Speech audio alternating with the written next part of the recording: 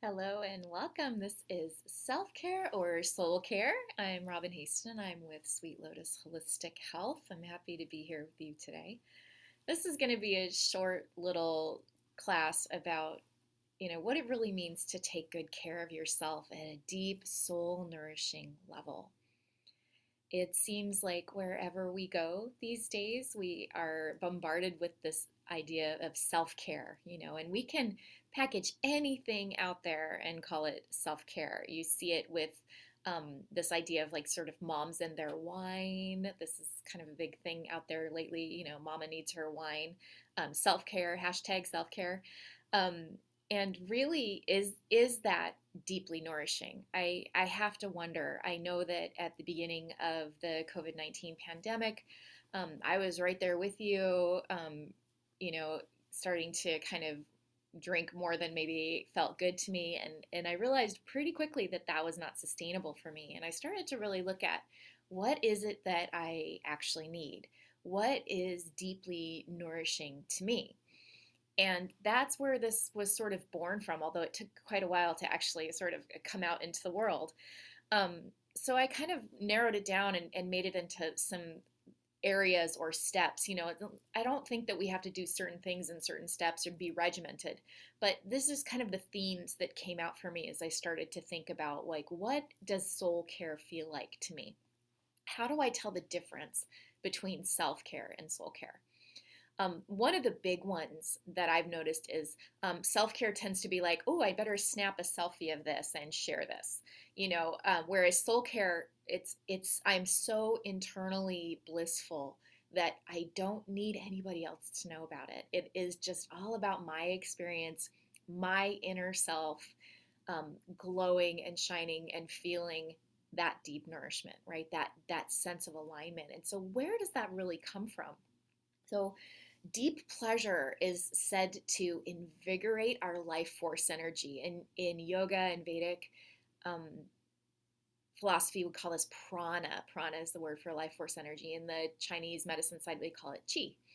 So our deep pleasure invigorates that energy. It like makes it more alive within ourselves, and it leads to that glowing health. So when we have that good life force energy, we have radiant health. And you can see this in people that take good care of themselves. People often say, I don't look my age. And one of the reasons is because I take good care. I pay attention to this deep pleasure. Um, so we really want to start with our intention, you know. Um, I have up here begin and start the day well, but really before we even do that, before we even start to think about how do I want to bring this into my life, it's more about what is the deepest intention for your life. What is your calling, your purpose in the world, or just the way that you want to feel, operate, and energize into the world. So you can take a moment here. You can pause this video if you're watching on video. You can take a moment now and just think about, what is my deeper intention? Like, what am I really doing?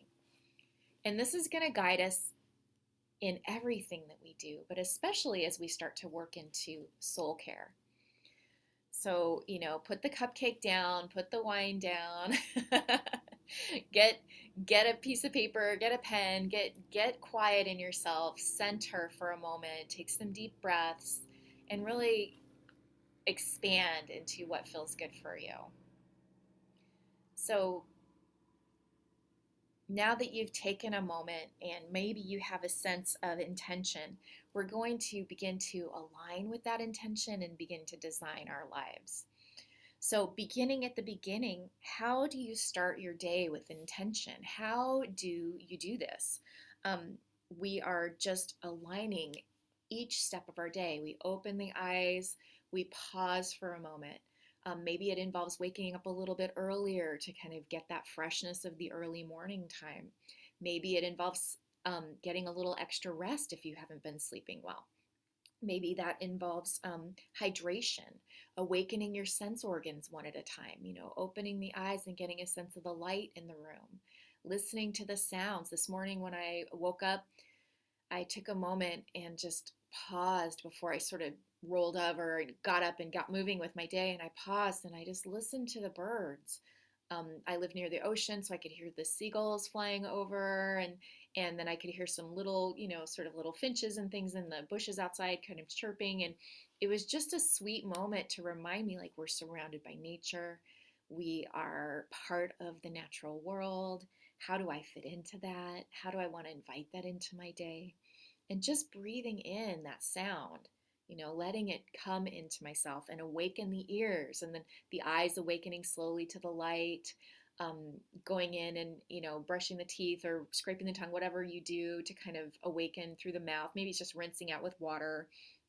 Um, Whatever else you do, like coming into touch, like good morning, a big stretch in the body. So thinking about all of that, maybe for you, it's waking up has to do with journaling. You wake up and you write down your dream from the night before, or you wake up and you write down your intentions for the day, or maybe it's your to-do list. Who knows what it is? But whatever nourishes that deep alignment with yourself. Who are you really? Why are you here? How can every step of that awakening support that? Maybe it's the coffee or the tea. And hey, I got to tell you, I love my coffee. I go back and forth with it. We kind of have a little bit of an on off relationship, me and coffee. But when I'm on it, I got to tell you, like, two quick ways to level up your coffee. If you're brewing it at home, even if you're not, usually Starbucks has cinnamon, add cinnamon to your coffee. Cinnamon helps us to maintain a steady blood sugar level. So, this is good for our insulin, which is good for all of our hormones. The other thing is if you're brewing at home, add a little cardamom to your French press, to your coffee grounds. You can add cinnamon to your coffee grounds or your French press too, but if you're out and about, you can just sprinkle some in. That's cinnamon for blood sugar. Cardamom helps to reduce the acid in the coffee. So for those of us that start to kind of get a little edgy when we get revved up, sometimes it's the acidity of the coffee. So the cardamom will help to mitigate that. So quick level up for your coffee. And when we do that, blood sugar staying at a steady level, acidity staying lower, is going to help us stay more centered and more calm through our day. So this is begin. Like, how do you begin your day?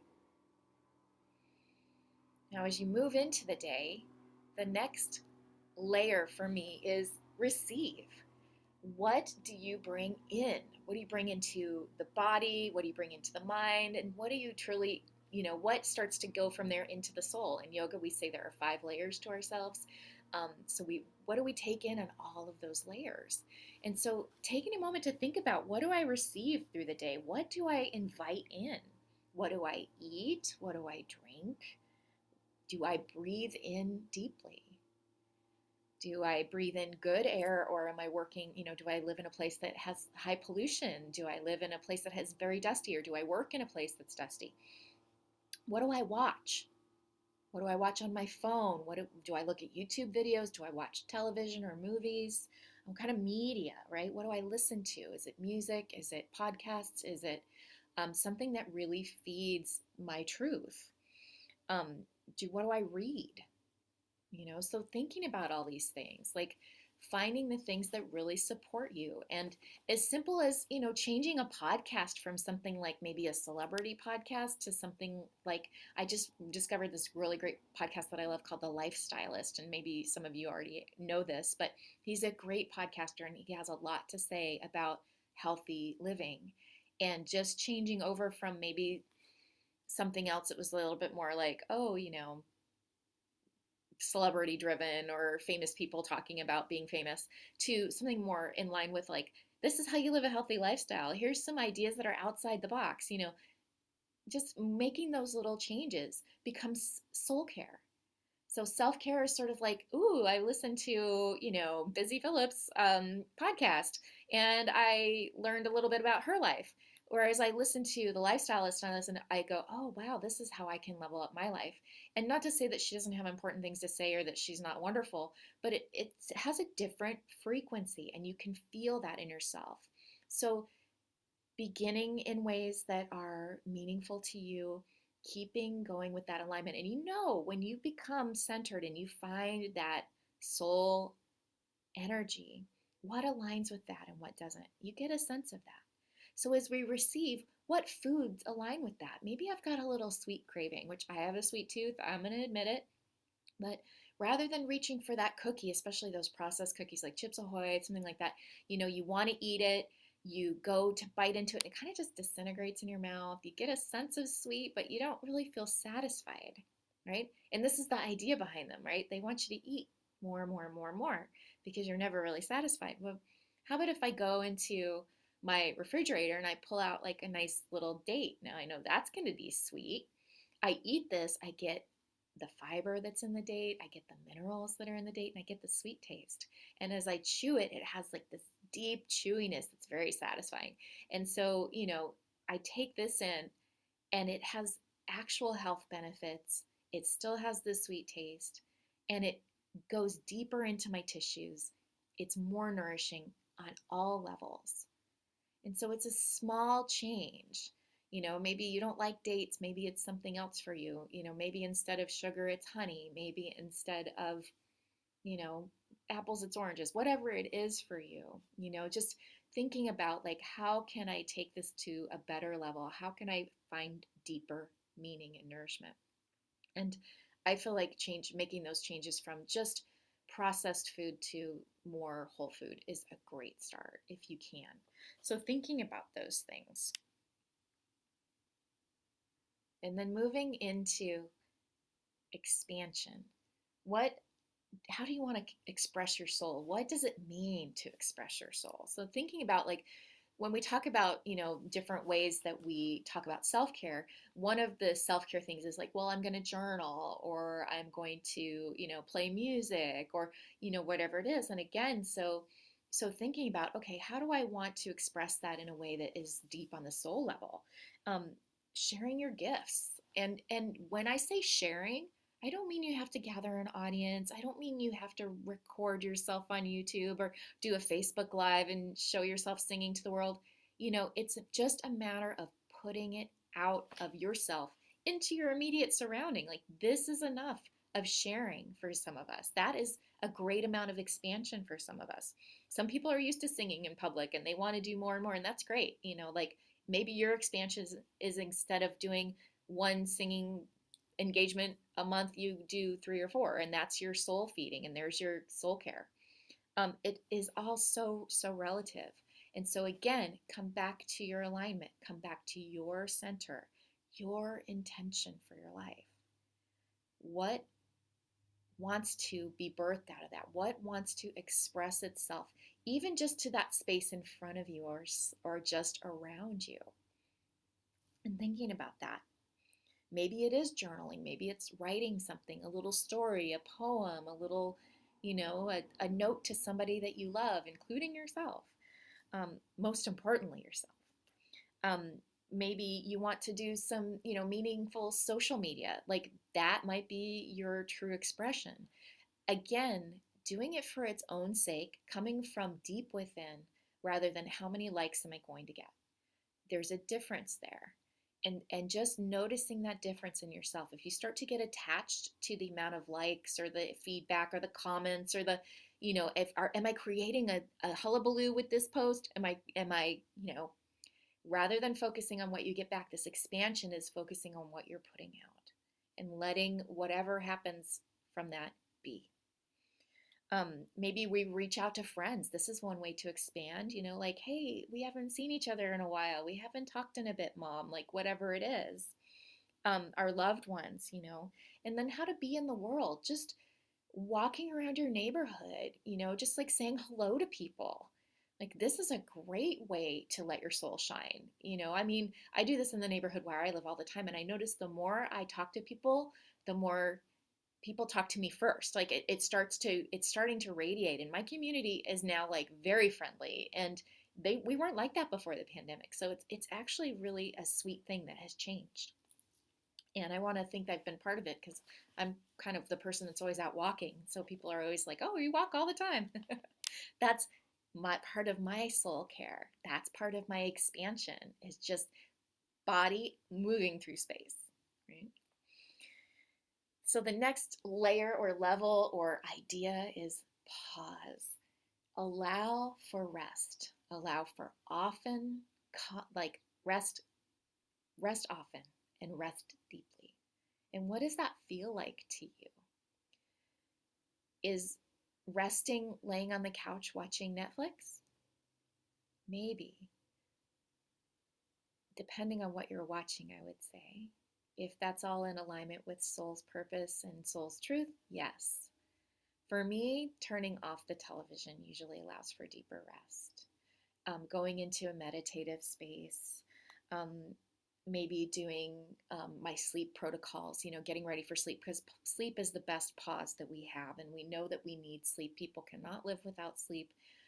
That's been researched for years and years, and it's very important. And so, if you're not a great sleeper, like I am sometimes not a great sleeper, really honoring that pause, making your pre sleep ritual, making your middle of the night awake into something else. Like when I wake up in the middle of the night and I can't go back to sleep, I often meditate, or I chant mantra in my head. I don't necessarily do it out loud. I don't grab my mala. I just kind of breathe in with the mantra, breathe out with the mantra. And so, how do we make this into a ritual, right? And that's really what all of this is. This is like, the what I call the ritual habitual. Like we create these habitual rituals so that we live this way, and every moment becomes self-care. This is the idea. So one of the other things I like to do is yin yoga. I feel like yin yoga is really wonderful for pausing. It has long holds of poses. It has quiet space to ponder. So a great pause. So think about ways that you want to pause. Or maybe it's just a matter of like on my walk, I might sit on a bench for a little bit by the ocean or in a wooded area and just take a few breaths, and where I don't need to be moving, where I allow for sitting. You're sitting in traffic. Take some deep breaths, right? And then we get to release. Let it go again and again and again and again. It is a constant, constant process. So, how do we let go often? How do we let go gratefully? And what does it really mean? Like, how the biggest release that we have is our exhalation. So, our receiving, breathing in, clear breath, and our releasing. Exhale, exhale, exhale. Right? Other organs in the body are also in receiving and releasing, right? Pretty much every part of ourselves. We receive through the skin, we release through the skin, we receive through the eyes, we release through the eyes, the nose, the ears. Like, think about all of these different things. I mean, the intestines, receiving nutrients, releasing waste.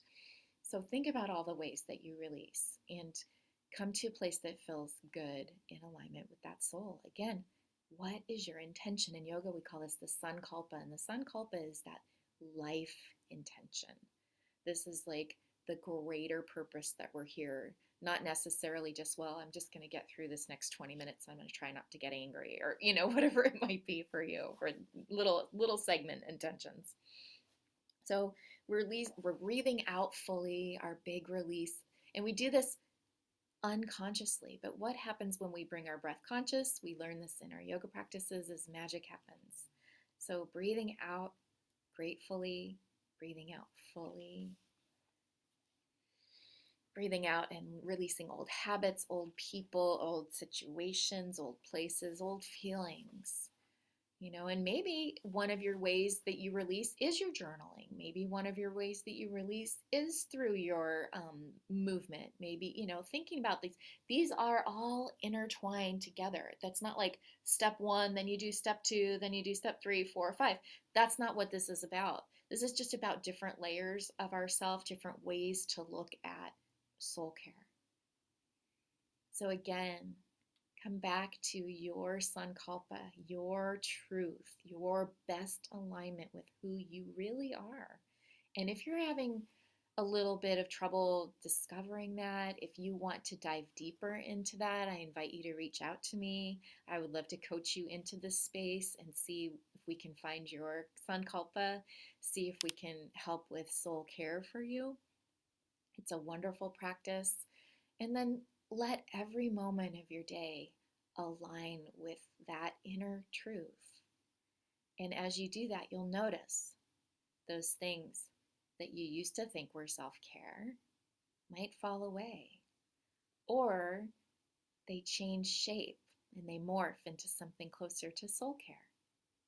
So rather than drinking a glass, a bottle, a box of wine at night or over the weekend, it becomes, doing something like a green juice or a non alcoholic beverage. There's some great ones out there now that have all kinds of things like L-theanine and GABA and ashwagandha, like healthy antioxidants and things like that that really help relieve stress and help you feel better without having to go through that whole alcohol response, like in good ways we can relax.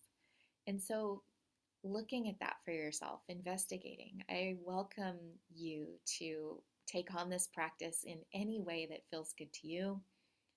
And I would love to hear your progress, so you can send a comment. You can reach out to me on my website. That's sweetlotusholistichealth.com. I would love to hear from you. I'm so glad that we were able to share this time together. Thank you so, so much. Have a wonderful day.